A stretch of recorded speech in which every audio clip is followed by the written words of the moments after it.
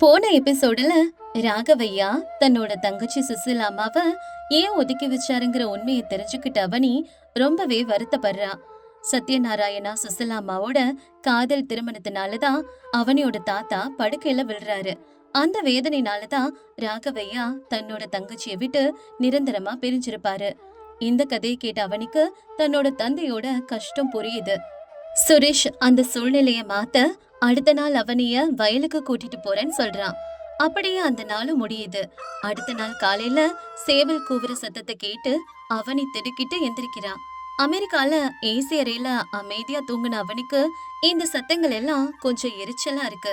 ஜன்னல் வழியா வந்த வெளிச்சத்தை பாத்துக்கிட்டே கண்ணை தேய்ச்சுக்கிட்டே வீட்டுக்கு வெளியில வர்றான்.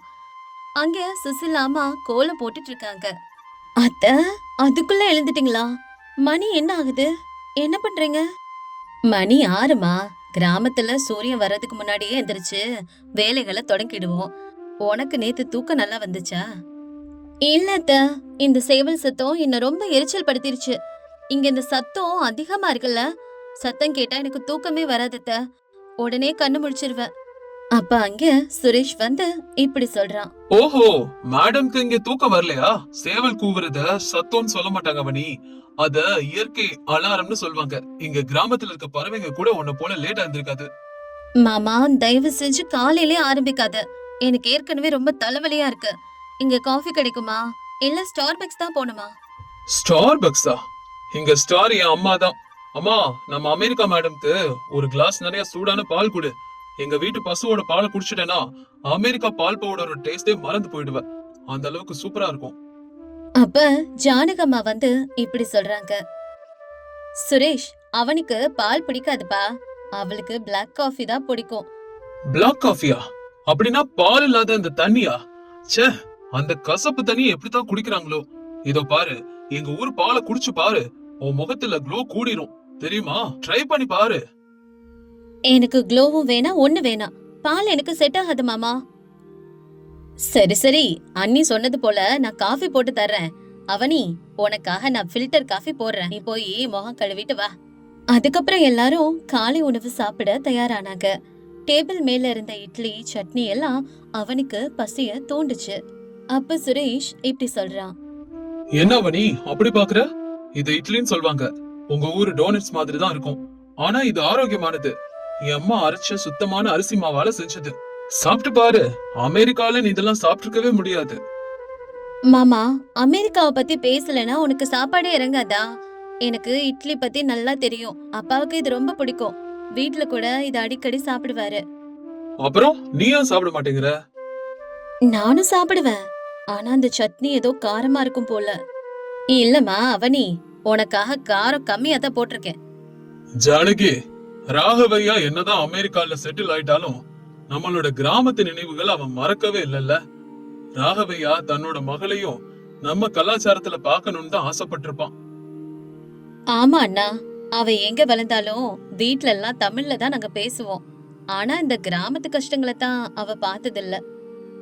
கிராமத்து கஷ்டமா? கிராமம்னா கஷ்டம்தான் இருக்கும்னு யார் சொன்னது? இங்க இருக்கிற நிம்மதி எங்கே கிடைக்கும்? சரி அவனி, சாப்பிட்டதுக்கு அப்புறம் கிளம்பு, நம்ம வயலுக்கு போகணும். என்னது? இப்பவா? ஐயோ, ரொம்ப வெயிலா இருக்கு, நான் வரல. என்னது, வெயிலா இருக்கா? அப்படிலாம் ஒண்ணும் இல்லையே, நல்லா மேகம் குளிர்ச்சியா தானே இருக்கு. நேத்து தானே சொன்ன கிராமத்து வேலையெல்லாம் கத்துக்கிறேன்னு. நான் வேலை கத்துக்கிறேன்னு சொன்னேன், ஆனா சேத்துல இறங்குவேன்னு சொல்லவே இல்லையே. சேத்துல இறங்கலனா சோறு எப்படி வரும் மேடம்? போன்ல இருந்தா சோறு வரும். வா, நான் தான் இருக்கிறேன் இல்லையா, உன்னை கூட்டிட்டு போறேன். கிளம்பு. சரி, நான் வரேன். ஆனா என் Dress மட்டும் வீணாச்சு. நீ தான் புதுசா வாங்கி தரணும். சரி சரி, வீராபுரம் கடைவீதியில பட்டு பாவாடை வாங்கி தரேன். கிளம்பு, போலாமா? அதுக்கப்புறம் சுரேஷ் அவனைய கூட்டிட்டு வயலுக்கு புறப்படுறான். அவனி கொஞ்சம் நவீனமா உடை போட்டுட்டு வர்றா. அங்க இருக்க ஊர் மக்கள் எல்லாரும் அவனைய விசித்திரமா பாக்குறாங்க. மாமா, இங்க இருக்க எல்லாரும் ஏன் என்ன அப்படி பாக்குறாங்க? என் Dressல ஏதாவது பிரச்சனையா? உன் ட்ரெஸ்ல எல்லாம் எதுவும் பிரச்சனை இல்ல. ஆனா நீயே ஒரு பிரச்சனை மாதிரி தான் இருக்கிற. இந்த ஊருக்கு அமெரிக்கால இருந்து வந்த முதல் வெள்ளக்கார துரையம்மா நீதானே. அதனாலதான் உன்னை எல்லாரும் ஏதோ விசித்திர மிருகத்தை பாக்குற மாதிரி பாக்குறாங்க. ஷட் அப் மாமா, நான் ஒண்ணும் மிருகம் இல்ல. அப்புறம் என்ன துரையம்மான்னு கூப்பிடாத. சரி சரி, வேற எப்படி கூப்பிடுறது? ஃபாரின் பொண்ணுன்னு கூப்பிடவா? நீ எப்படி வேணா கூப்பிடு. ஆனா கொஞ்சம் மெதுவா நட. இந்த மேடு பள்ளமான ரோட்ல என்னால உன்ன மாதிரி ஸ்பீடா நடக்க முடியல. மெதுவா நட. இதெல்லாம் கிராமத்து ரோடுங்க, அப்படி இப்படிதான் இருக்கும். ஆனா வாழ்க்கையில கூட மேடு பள்ளங்கள் இல்லைன்னா சுவாரஸ்யமா இருக்காதுல்ல. அங்க பாரு அவனி, இதான் நம்மளோட வயல்கள். அங்க இருக்கிற பசுமையான வயலை பாரு, பிடிச்சிருக்கா? அங்க சுத்தி இருக்கிற பசுமையான வயல்கள், அந்த தண்ணீர் தொட்டி இதெல்லாம் பார்த்து அவனி கொஞ்ச நேரம் அவளையே மறந்து போயிட்டா. வாவ் மாமா, இந்த இடம் என்ன இவ்ளோ அழகா இருக்கு. நீ இப்படி ஒரு இடத்துக்கு கூட்டிட்டு வருவேன்னு நான் எக்ஸ்பெக்ட் பண்ணவே இல்ல. இங்கவே இப்படியே இருந்துடலாம் போல இருக்கே. ஆமா அவனி, இந்த வயலுக்காக தான் என்னோட அப்பா ராத்திரி பகல்னு பார்க்காம உழைக்கிறாரு. எங்களுக்கு இது வெறும் நிலம் மட்டும் இல்ல, எங்களுக்கு சோறு போடுற சாமி மாதிரி. அப்புறம் சுரேஷ் வயல் வரப்பு மேல அவனையே நடக்க வைக்கிறான். அவனால நடக்க முடியாம சுரேஷோட கைய இறுக்க பிடிச்சுக்கிறான். என்ன, அமெரிக்கால ஜிம்முக்கெல்லாம் போவேன்னு சொன்ன, இந்த வரப்புல நடக்க முடியல உன்னால? என்னாச்சு? ஏன் இப்படி தடுமாறுற? ஜிம்ல ட்ரெட்மில் இருக்கும் மாமா. இப்படிப்பட்ட வரப்புகள்லாம் இருக்காதுல்ல. இது ரொம்ப வலிக்கிட்டே போகுது. அப்ப அங்க பொல்லப்பாயின்னு ஒரு ஊர் பெரியவர் வராரு. அவருக்கும் சுரேஷ்க்கும் பழைய பகை இருக்கு. அவர் இப்ப இப்படி சொல்றாரு. ஏன்டா சுரேஷ், யார வயலு கூட்டிட்டு வந்திருக்க? இதென்ன இந்த பொண்ணு விசித்திரமான கோலத்துல இருக்கு? நம்ம ஊர் மானத்தை வாங்குறியா நீ? சுரேஷ் கோபத்தை அடக்கிக்கிட்டு இப்படி சொல்றான். வாங்க பிள்ளைப்பாயி, இவ என்னோட மாமா மக, அமெரிக்கால இருந்து வந்திருக்கா. வயல பாக்கணும்னு சொன்னா அதான் கூட்டிட்டு வந்தேன். ஓஹோ, இவ அந்த ராகவையாவோட மகளா? அப்பா ஊரை விட்டு அமெரிக்காவுக்கு ஓடி போனா, மக வந்து இப்படி திரியறாளா? உங்க குடும்பமே இப்படித்தானா? உங்களுக்கு எல்லாம் கௌரவம் மரியாதைங்கிறதே இல்லையா? இந்த பொண்ணு போட்டிருக்க துணியை பாரு. எக்ஸ்கியூஸ் மீ, என்ன பத்தி கமெண்ட் பண்ண நீங்க யாரு? நான் என்ன ட்ரெஸ் போட்டா உங்களுக்கு என்ன? பாத்தியா சுரேஷ், இவளுக்கு எவ்வளவு திமிரு! பெரியவங்களே எதிர்த்து பேசுறா. பண்பு இல்லாத பொண்ணா இருப்பா போல. ஏற்கனவே உன் அம்மா சுசிலா அன்னைக்கு ஓடி போயிட்டா. இந்த பொண்ணு என்ன பண்ண காத்திருக்காளோ? சுரேஷ்க்கு பயங்கரமா கோபம் வருது. ஆனா அவனை தடுத்துட்டு முன்னாடி போறா. இங்க பாருங்க, சுசில் அம்மா என்னோட அத்தை. அவங்கள பத்தி பேசுறதுக்கு உங்களுக்கு எந்த உரிமையும் இல்ல. என் ட்ரெஸ்ஸுக்கு வரலாம். இது என்னோட விருப்பம். உங்க பார்வை சிந்தனையில தான் மாற்று வரணுமே தவிர என் ட்ரெஸ்ல இல்ல. இந்த மாதிரிலாம் இதுக்கப்புறம் பேசிட்டு இருக்காதீங்க, நல்லா இருக்காது. புள்ளப்பாயி, கேட்டீங்கல்ல? எங்க வீட்டு பொண்ணுங்களை ஏதாவது சொன்னா இதுக்கப்புறம் நான் சும்மா இருக்க மாட்டேன். கிளம்புங்க இங்க இருந்து. அதுக்கப்புறம் புள்ளப்பாயி முணுமுணுத்தபடியே அங்கிருந்து கிளம்பிடுறாரு. அவனியோட கண்கள் கலங்குச்சு. சுரேஷ் அவனிய ஒரு ஆத்தங்கரையில உட்கார வைக்கிறான். அந்த தண்ணிக்குள்ள கால்களை நினைச்சபடி அவனி அமைதியா இருக்கா. சாரி அவனி, அவன் பேச்செல்லாம் பெருசா எடுத்துக்காத. அவன் எப்பவுமே இப்படித்தான்.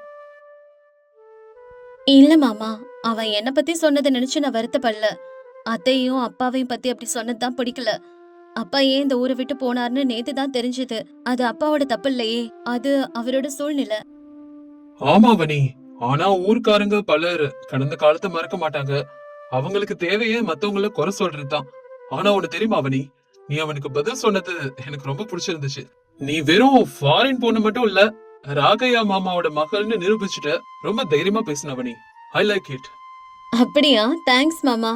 அப்பா எப்பவுமே சொல்வாரு, எங்க இருந்தாலும் நம்ம சுய கௌரவத்தை மட்டும் விட்டு கொடுக்கவே கூடாதுன்னு. சரி, இதெல்லாம் இருக்கட்டும். இப்பவாது சொல்லவனி, எங்க கிராமம் உனக்கு பிடிச்சிருக்குதா இல்ல இன்னும் இந்த சத்தங்கள் மேடு பல்லோன்னு குறை சொல்லிட்டே இருப்பியா? கொஞ்சம் பிடிச்சிருக்கு. இந்த தண்ணிலாம் ரொம்ப குளிர்ச்சியா இருக்கு. எங்க கிட்ட குளோரின் கலந்த தண்ணி தான் இருக்கும். இதெல்லாம் ரொம்ப ஃப்ரெஷ்ஷா இருக்கு. பாருவனி, உனக்கு இந்த கிராமத்துல எல்லாமே பிடிக்கும். ஆனா கொஞ்சம் காலம் எடுக்கும், அவ்வளவுதான். உன்னை ஒரு பக்கா கிராமத்து பொண்ணா மாத்துறதுதான் என்னோட டார்கெட். அதெல்லாம் இம்பாசிபிள் மாமா. நான் மறுபடியும் அமெரிக்கா போயிடுவேன். என்னோட வாழ்க்கை அங்கேதான். இத கேட்ட சுரேஷ் மௌனமாகறான். அதுக்கப்புறம் அவனைய பார்த்து இப்படி சொல்றான். ஓ, ஓகே. ஆனா இங்க இருந்து போகும்போது உன் மனசை நீ இங்கே விட்டுட்டு போவ பாரு. அவன் இப்ப சுரேஷோட கண்களை பாக்குறான். அந்த வார்த்தைகள்ல ஏதோ ஒரு ஆழம் இருந்துச்சு. எப்பவும் சேட்டை செய்யறவன் போல இருந்தாலும் சுரேஷ் கிட்ட இவ்ளோ பொறுப்பும் அன்பும் இருக்குதுன்னு மெல்ல மெல்ல அவனி புரிஞ்சுக்கிறா. அதுக்கப்புறம் வெயில் அதிகமாயிட்டதுனால 2 பேரும் வீட்டுக்கு கிளம்புறாங்க. இந்த நாள் அவனுக்கு நிறைய பாடங்களை சொல்லி கொடுத்துச்சு. மாமா, நாளைக்கு மறுபடியும் வயலுக்கு போலாமா? என்னது, உனக்கு கால் வலி இல்லையா? வலிக்குதுதான். ஆனா அந்த புள்ளப்பாய் வந்தா இன்னும் கொஞ்சம் பதில் சொல்ல வேண்டியிருக்கு. அவன் என்ன பார்த்து பயப்படணும். அதுக்காக தான் சொல்றேன். அடேங்கப்பா, அமெரிக்கா பொண்ணு சண்டைக்கு கிளம்பிட்டாடோய். சரி சரி, நாளைக்கு உனக்கு ஏறு உள்றத கத்து தரேன். ரெடி தானே நீ? என்னது, ஏர் உள்றதா? ஓ மை காட், நீ ரொம்ப ஓவரா பிளான் பண்ற மாமா. இப்படியே 2 பேரும் பேசி சிரிச்சுக்கிட்டே வீட்டுக்கு வராங்க. வீட்ல சுசிலாமா, ஜானகம்மா இவங்களுக்காக காத்திருந்தாங்க. மதிய உணவு முடிச்சதும் அவனி தன்னோட ரூம்ல உட்காந்து தன்னோட அப்பாவோட பழைய டைரிய தேடிட்டு இருந்தா. அத்தையோட பிரச்சனைய பத்தி அப்பா எங்கேயாவது எழுதியிருப்பார்னு அவளுக்கு ஒரு நம்பிக்கை. என்ன அவனி ஏதோ தேடிட்டு இருக்க போல? அப்பாவோட பழைய டைரி மாமா. அப்பா அமெரிக்கா போறதுக்கு முன்னாடி ஏதாவது எழுதியிருப்பாருன்னு தோணுது. மாமாவோட டைரியா? அது என்கிட்ட இருக்குது. ஏன்னா உன்கிட்ட இருக்கா? உனக்கு எப்படி மாமா கிடைச்சது? மாமா அம்மா கிட்ட ரகசியமா ஒரு பெட்டியை கொடுத்தாங்க. அதுல மாமா படிச்ச புத்தகம், ஒரு டைரி இதெல்லாம் இருந்துச்சு. அம்மா அதை யாருக்கும் காட்டல. ஆனா நான் திருட்டுத்தனமா பார்த்தேன். அதான் சொல்றேன். அதை என்கிட்ட கொடு மாமா. அப்பாவோட மனசுல என்ன இருந்துச்சுன்னு நான் கண்டிப்பா தெரிஞ்சுக்கணும். தர்றேன், கண்டிப்பா தர்றேன். ஆனா ஒரு நிபந்தனை. அட, மறுபடியும் நிபந்தனையா? என்ன நிபந்தனை? நாளைக்கு அம்மாவுக்கு பதிலா நீ பூமாலை கட்டணும். உனக்கு தெரியாது இல்லையா? நான் கத்து தர்றேன். அது கத்துக்கிட்டா மட்டும்தான் டைரிய தருவேன். அட கடவுளே, நீ மாறவே மாட்ட மாமா. சரி, ஓகே டீல். சுரேஷ் அங்கிருந்து போனதுக்கு அப்புறம் அவனி தனியா உட்கார்ந்து யோசிச்சுக்கிட்டே இருக்கான். ராகவையாவோட அந்த பழைய டைரியில அப்படி என்ன இருக்குது? ராகவையா தன்னோட மனசுல இன்னும் என்னென்ன ரகசியங்களை புதைச்சு வச்சிருக்காரு? சுரேஷுக்கும் அவனுக்கும் இடையில இருக்கிற இந்த சின்ன சின்ன மோதல்கள் காதலா மாறுமா? அடுத்த எபிசோட்ல தெரிஞ்சுக்கலாம்.